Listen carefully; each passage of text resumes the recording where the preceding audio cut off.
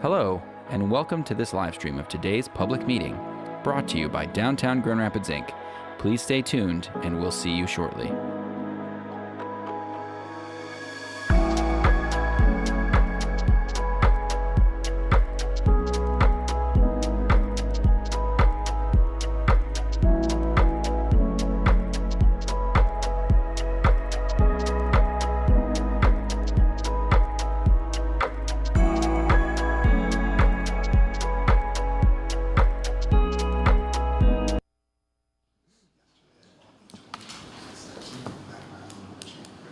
We're good? All right. Well, welcome everybody. I want to call to order the meeting of the Monroe North Tax Increment Financing Authority. I know we haven't met for a little while. We wanted to have an agenda that we could actually make some decisions and not just meet for the sake of meeting. So thank you for your patience. The first order of business is the approval of the minutes from April. So it's been a while. And unfortunately, I wasn't able to attend that meeting. I have a correction on those minutes. Okay, Cam. Item 4, the motion says that Member Wynn and I motioned to receive and file the audit report, and actually it had to do with budget recommendations. Yeah, we'll correct that. So that needs to be Good catch. Okay, thank you. And I would move approval based on that correction. With it, thank you. Support. Support. Thank you, Deidre. Are there any questions or any discussion about the minutes? All right, seeing none, please signify your approval by saying aye. Aye. Any disapproval? Thank you. All right, we also have the financials from both June and September, and we'll take those separately. But the first set of financials are through June 30, and they're very typical of what we see, our share. Oh, hey! Welcome. Please tell us about them. You are welcome to keep going. No, you go right ahead. Yes, in your packet are two sets of statements. The first is preliminary as of... The first is preliminary for FY24. I do not imagine at all that anything on this will change. The auditors were out on site for about 4 weeks. This is the first week that they are now gone, so we are not getting bothered all the time anymore. They're just doing their job, though. So I really don't anticipate any changes, but I do have to mark them preliminary since the audit is not yet final. You can see that right now or as of the end of the year, we're holding about $3.2 million in cash with not any significant liabilities against that cash on your balance sheet.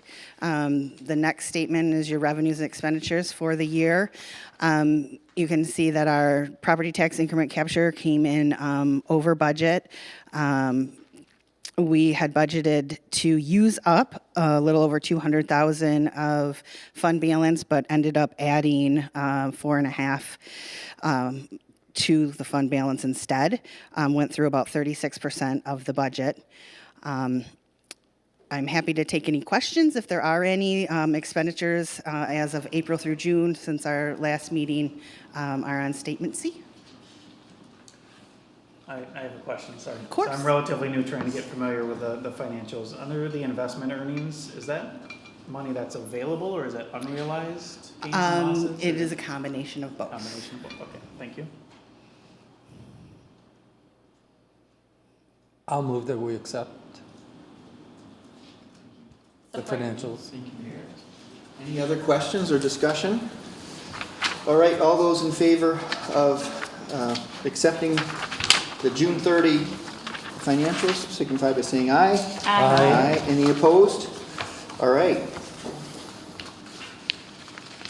September? On to the next one. September.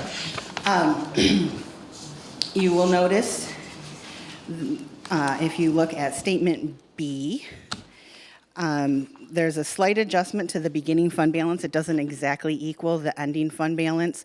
It is adjusted for compensated absences. The GASB, or the Governmental Accounting Standard Boards, has moved compensated absences in certain types of funds to a liability as opposed to a reserve from fund balance.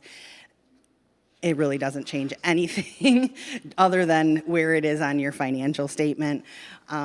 So I just wanted to point out, if anybody's looking at going from one year to the next, it's not exact. The adjustment is for compensated absences, which you will see on your balance sheet is now a liability starting in September and beginning in FY25. We had summer taxes posted in September. So we're slightly under budget for property taxes at this point, but I do anticipate that after winter taxes are posted, we will come in a little bit over budget. Happy to take any questions if there are any. Otherwise, just looking for approval for Statement C. Yes, I'll make a motion to approve Statement C. I'd like to correct my previous motion. My motion should have been to approve Statement C for the June financials as well, right? Yep.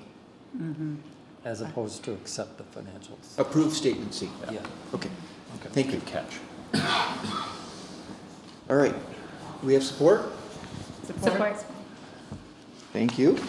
Any further questions? All right. All in favor of accepting Statement C for September 30? Please signify by saying aye. Aye. Any opposed? Thank you. That carries. Just a note, I know I have been in contact with the auditors. The audit is, you mentioned how that has just impacted your work, but I know they have reached out to me and they're in the process of our audit, correct? All right, thank you. And sorry, I didn't mean, Tricia, to take your spot, so appreciate the report. So also, the next item, number 5 on our agenda, is the budget adoption. So the process takes a little while, right, for us to work the budget through for our organization. The city has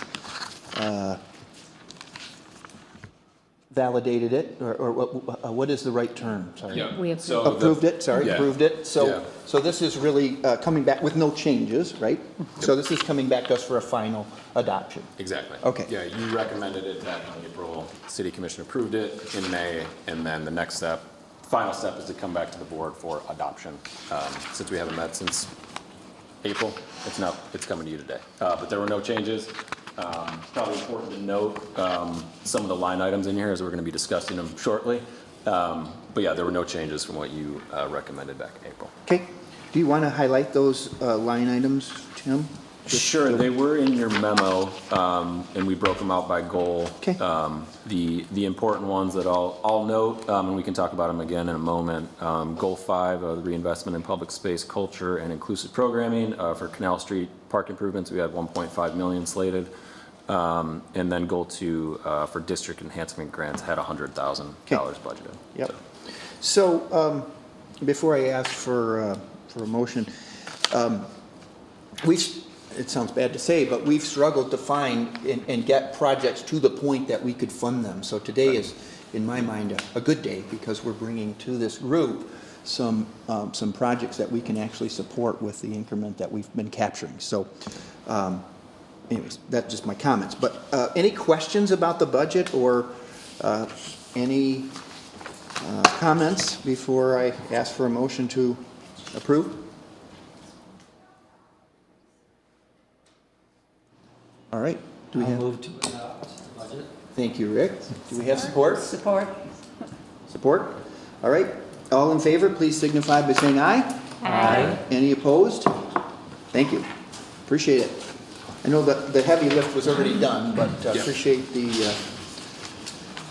group finalizing it. So next up, we have the Canal Park funding authorization. Here we go. This is the project that we've been waiting for.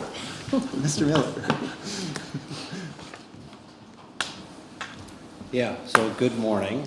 To your point, Sean, this is one of those projects that we've been waiting for and are excited to have a discussion about. As the memo states, we are very close to bidding the project. I think it's been before you a few times as informational updates over the years. We've been collaborating with the City of Grand Rapids Parks Department and Veritas Design on this project for quite a long time. And as I said, we're very close to putting it out to bid. So the recommendation here is an authorization for support of that project to the tune of $3 million, and that's over the course of 2 fiscal years, as the memo states. I'm not going to say too much more about the funding, except that there are multiple sources of funding that that Carrie from the Parks Department will probably talk about.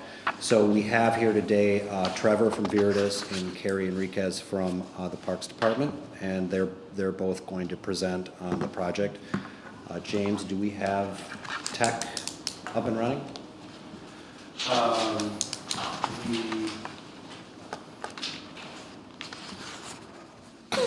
Because we have some pretty slides to show. Yeah, no, Pretty pictures to this one. this is kind of an important one to see. Yes, it's very visual. Mark, is anything on the conference monitor? The monitor? No signal, No, sir. right at the perfect time. Right, just the way we planned it. Thanks, everybody, for your patience. Yes. It's worth the wait. It is. We've only been waiting 5 years. Right. So we can wait a few We can more. wait a few more minutes for the presentation. Trevor, do you want a freehand sketch?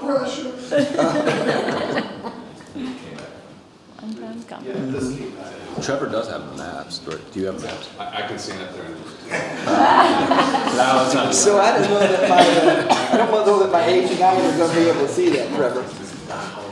Sure. Can I ask So tell a me. question while we're waiting? Sure. Just a kind of a technical question. Is it permissible for this board to encumber next year's budget dollars? So can we approve 3 million even though there's only 1.5 million in this year's budget? Doesn't that need to happen in next year's budget year? So I'm curious. That's a good question. That occurred to me, but I think you can do so. It's contingent, obviously, upon it being approved in next year. It'd be contingent, with the understanding that it will be approved, but technically we can't approve it for next year's Technically, but you're budget. saying as long as it's approved in the budget, you're okay with it being spent that way. Right. And boards do often approve things that span more than one budget year, obviously, to keep the project flowing. But that's a good point. And we did, just as a reminder, when we do the budget, so we approved the 1-year budget, we did the 5-year look ahead for the priority plan, and it was scheduled over 2 fiscal years there. Again, not officially adopted. I just want to make sure we It was part of the following the letter. Yep. Thanks. Appreciate that. Thank you for that clarification. So I can go ahead and get started Okay. without the pictures. Before the pictures, Yes, yes. thank you. So my name is Carrie Enriquez, and I'm the project manager for the Grand Rapids Parks Department. And I'm very glad that everyone's so excited about the project. I kind of hope I had like a laser light show and some dramatic music, but we don't. We have some really nice slides that you'll eventually see. So when we first started talking about improvements to Canal, it was back when we had our first millage, and the funding that we had was limited. And we were talking about updating like the seating that is in the area, so making more flexible seating options. Since that time, the second millage passed for the parks, and then we were able to put more funding into the project. So where we are right now, there's $3 million from you all, thank you, and then there is $500,000 from the first millage, and then $3.5 million from the second one. And then we also received $750,000 from the MEDC, the RAP 2.0 grant that the Right Place was doing. So we're very excited to have all the funding and be able to move forward with the project. As Mark had mentioned, we are just about ready to bid. We anticipate bidding by the end of this month, if not early November. We always want to bid before Thanksgiving comes. So with that said, just to kind of talk you through what some of the improvements are. So looking at a new all-season pavilion in the space right now, and previously there was the tent that was there that City Built would use for some of their events. So looking at something more permanent with some plaza space there. Looking at improvements to the river access, because right now you can get in the river, but it's very dependent on the elevation of the river, and it's not super safe. So making sure that there's better access to get into the river. and it's safe for everybody, and that there are terrace seats that go down so people can kind of sit along the river and kind of watch everything there. We worked with the Grand River Bands of Ottawa Indians specifically for the playground and some plaza space. So looking at their connection to the river, their fishing and boating, and tying that into a playground that was built specifically with all that in mind. It was designed by a company that takes our input and provides something new, kind of like if you go to the zoo. It's very similar to that. It's not just something that you get off the shelf, so it's rather quite beautiful. And then also a lot of native planting through the space, so really improving that interface between the river and the park space. And then the trail. So the trail will now serve as the high point through the park, so that'll improve the flood elevation for that park space as well. Oh, look at this. Does this work? Yes. Okay. So this is canal from the air, right? And I think everyone's fairly familiar with that, but we'll get into the smaller pictures. So here's that pavilion space, and it's sited pretty much where that existing tent was for City Built, along with some, improved native planting, as I had mentioned. And there's another picture. So this is from Monroe, looking into the park, and then with the river beyond. So we've worked really hard with our architects to ensure that there's garage doors along the sides of that, so when the weather's nice, that can all open. It'll be more like an open air pavilion, but then when we're in the winter months, it can be closed, and so it will not be quite as cold. Is that something like if families or groups can reserve? 100%, yep. It would be very similar to the pavilions that we have in our park spaces, that people would reserve it. I don't know where I'm pointing, but it's not moving. It was doing so well. Oh. Ugh. Okay, so here is an image. Oh, okay, yeah. I'm going to put this down. I'm going to put this over here. So there is an image of the playground space. So it is a universal design. It has poured-in-place surface. So if anyone's been out there now, the playground's not great. It has that original poured-in-place tile it was probably like the first generation of that. And it's held up well, but it's decades old. So putting in this new poured-in-place surface that is continuous, that can provide access, both ADA and universal, for everybody to be able to utilize this space, along with some nice plantings that go along the area. Okay, now I do need this back. Nope. Okay, I have a lot of other really good qualities, but using a forwarding mechanism on this is not one of them. So here is that improved river access. So if you look in the right side, it has a universal kayak launch. So if anyone's been up to Riverside Park, we put that in a couple of years ago at the lagoon. So that provides access for people to get into the river. Also, the way that it's set up is if there's somebody who is in a wheelchair or has limited mobility, they are able to get their kayak into the water and get it out as well. And this is just kind of backed up a little bit, so we've got the additional terrace seating, and then this eventually connects over to that demonstration site that was done behind Coldbrook. I don't know if that was about 10 years ago or so. So with that said, that's the bulk of all of the scope. It's going to look really, really nice. And we have engaged with a lot of the businesses along the corridor. So we met with, Corwell and Embassy Suites and City Built and MSU and the business district, just to kind of talk through all these improvements. The one big change is the parking lot is going away from this space. It takes up a lot of the space for such a narrow spot. So that is something that we've been in talks with Linear, that we need to continue those a little bit more to ensure that people still know where they can park to access that restaurant, because now they do utilize that. So does anybody have any questions or?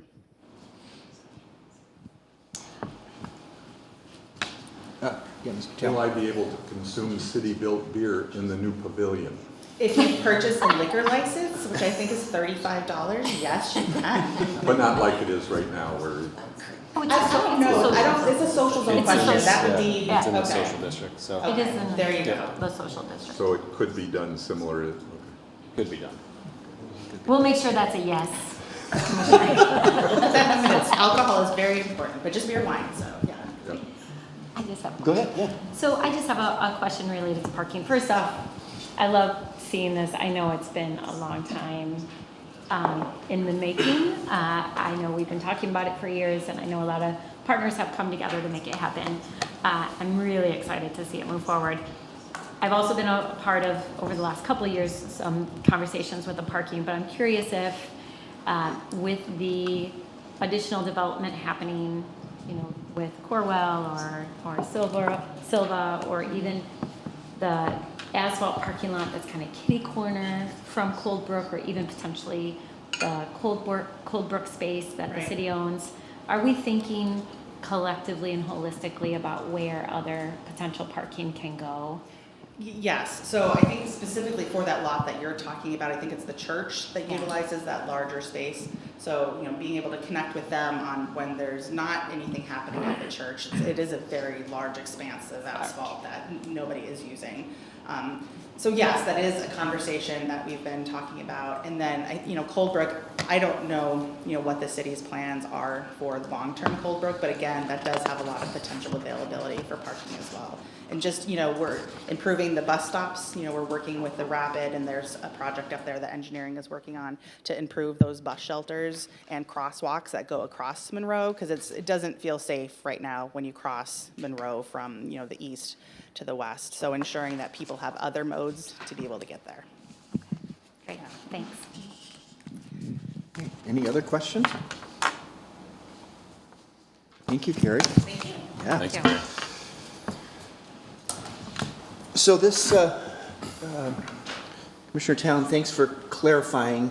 But if we could have a motion to support in fiscal year 2025 to the expenditure of $1.5 million to support this, with the understanding that it would be contingent on approval of our 26 budget, an additional $1.5 million. Yeah. Thank you. Thank you. Any other questions? All right, all in favor, say aye. Aye. Any opposed?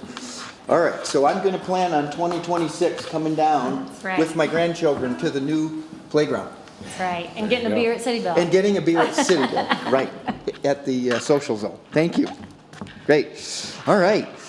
Our next item number 7 is the request for an enhancement grant from Silva. And we have, are you teeing it up? Yeah, I'll tee it up. I think a lot of us are familiar with the project, but we do have Jared Belka from Warren, as well as Mark Secchia, who is the developer for Silva. Quick tee up, so they are requesting an enhancement grant from the TIFA. We haven't done one with this board before. The DDA has done several, but so maybe just to give you a quick overview of the mechanics. The way we have enhancement grants set up for both the DDA and TIFA is that we will pay based on policy up to 50% of eligible activities. So there's $500,000 of eligible activities. Our policy states that we would pay up to $250,000. DDA again has done several. The TIFA has had a line item in the budget for several years. There just hasn't been a project that's moved forward in that time. So this is the first one that's coming forward to you. Their request is for an amount up to $100,000. It would work on a reimbursement basis. So we'd approve them up to that amount. We would review invoices after the project is done to make sure it complies with eligible activities. And then a check would be issued. I'll pause there. I'll give these guys a chance to remind you and refresh you on what the project is, and then we can come back and talk about the technical aspect of what they're requesting. So, Mark, I'll turn it to you. Thank you. This is just for the live stream? Yeah. Yep. I'm Mark Secchia. You may have had the pleasure of working with my brother or my father over the last couple of years. I'm a recent transplant here, moved back to Grand Rapids about 2 years ago, after being gone almost 40 years. And I have to say, this is a brief preamble, Grand Rapids is an awesome place to do business. I lived in China for 20 years. Business there was extremely difficult. I lived in Silicon Valley for 10 years, opened some businesses there. Every window you go to, they want to say no. And it's awesome to have groups like you guys. I'm on the Art Price Steering Committee, so thank you for your support with us. But what you guys do here and the power that you get at these tables is awesome. Other places I've lived, you get people who have their own agendas and they don't want to improve the city. They just want to say no to everybody. So, okay, I'm done with the flattery. I don't have a PowerPoint presentation, but we are right right there, and it is a building that was built in 1921 as a power plant for Berkey and Gay, which is now the Boardwalk Condos. It's been relatively empty since about 2005. Spectrum did have about a fifth of the building up until I think it was 2012, and it is my dream. I wrote this business plan about 15 years ago. I was going to do it in China, too expensive. Silicon Valley, I started it, and then COVID hit, and I was lucky enough to get out. Looked at a lot of properties in Grand Rapids, some filthy ones downtown, the old Purple East building, things I just didn't seem to work out with what I wanted to do with families and the group we wanted. Fell in love with this building, literally did the back of the napkin sketch, and it's almost exactly like that. I think I wrote that sketch in March, I bought the building in April, and we are full steam ahead. I'm a retail operator. I love doing restaurants. I've done food delivery, all that kind of stuff. I am not a property developer, so I got the muscle here to kind of explain anything that's involving TIFA grants like that. And I'll just open it up for any questions that y'all might have. Yeah, let's Let's hear from you. that intro, and then he just no, this I personally have been through this building a few times with different developers who kind of looked at it and said, nah, that's too much to bite off. And then enter Mark. So bring the new transplant in here. But yes, the brains and the muscle, right? Yeah.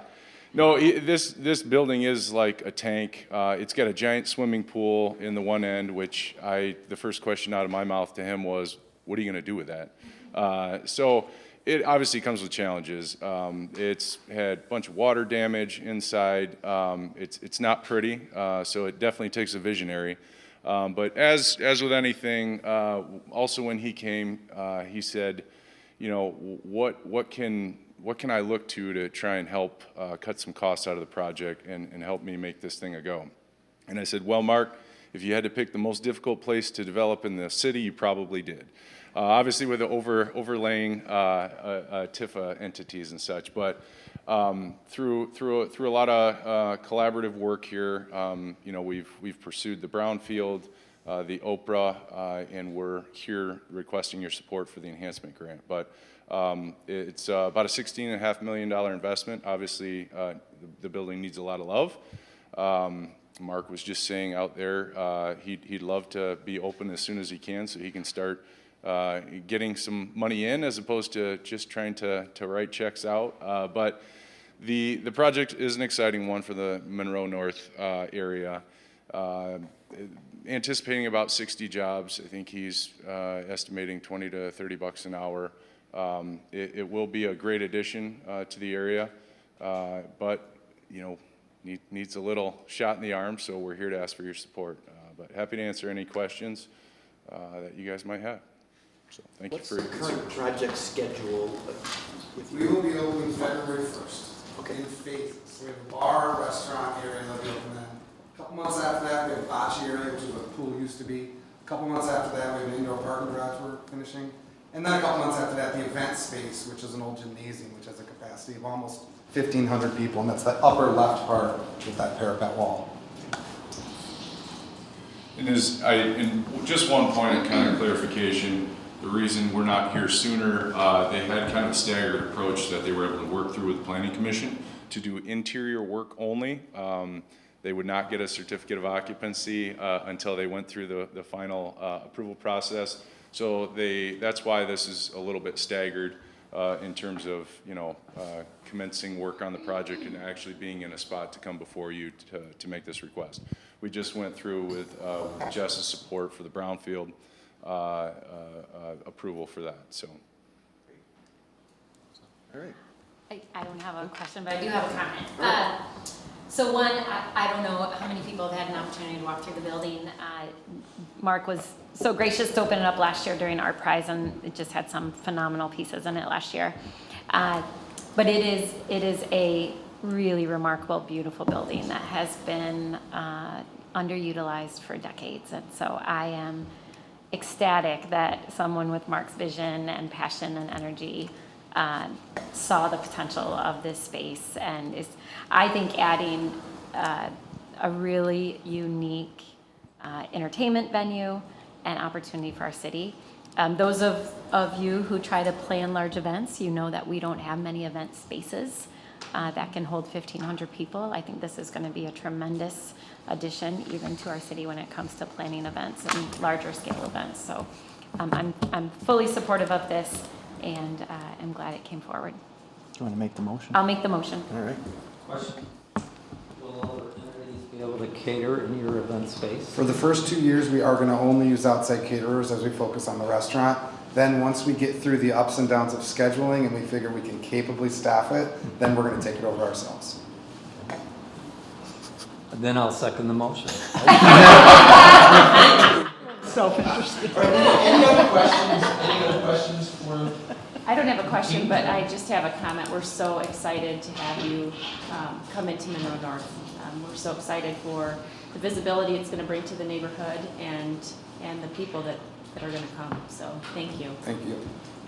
I do have a question. I think, Tim, you mentioned this. From an eligibility perspective for this money, is it kind of open, or is it specific items that could get funded, or how does that work? Yep, yeah, we've reviewed, there's significant eligible activities in the project. Okay. There were around, I think, 500,000 specific to the TIFA.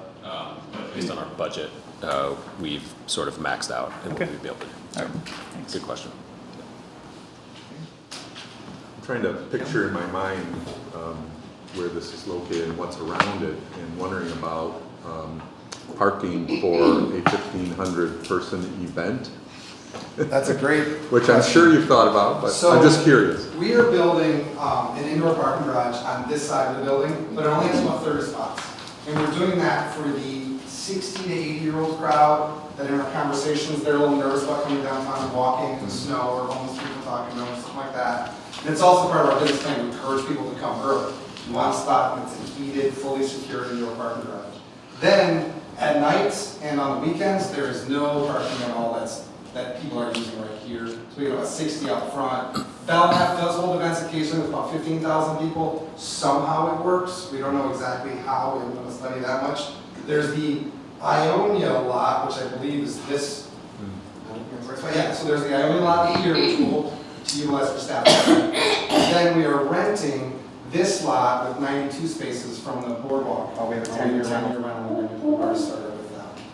The boardwalk might redesign it. I'd like to get a little closer. They're looking at splitting it north-south and giving us this part. And we'll do that part over there. We might lose 7 spaces if we do the project. But that's the plan as is. I would love to talk to Autodie about taking that lot over. There seems to be only one shift right now, but they're not sure what their business growth is going to be, so they're unwilling to do their neighborhood right now. Thank you. It is on the dash route as well. Great. All right, any other questions for the project team? We have a motion in support, so all in favor, please signify by saying aye. Aye. Any opposed? Carried. Thank you. Thank you. Looking forward to it. February 1. Thanks, guys. Yeah. We're going to be there. Come a second.